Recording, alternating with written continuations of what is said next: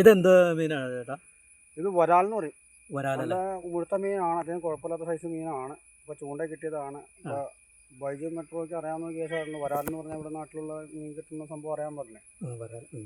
ഒരു കിലോനടുത്ത്, 1 കിലോ മുകളിലുണ്ടാവും മീനിനൊരു പ്രതീക്ഷയാണ്.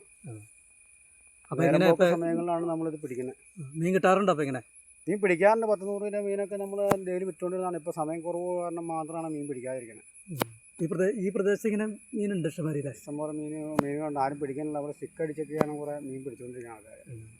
പിന്നെ ആരും മെനക്കെടാറില്ല. അന്യായം പിടിച്ച വില കൊടുത്ത് കടൽ മീൻ മേടിച്ചാണ് എല്ലാവരും കഴിച്ചുകൊണ്ടിരിക്കുന്നത്.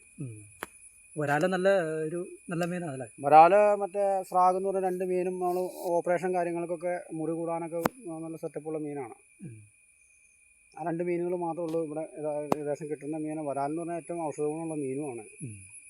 വില അല്പം കൂടിയാലും നല്ല മീൻ കഴിക്കാൻ പറ്റും ആൾക്കാർ.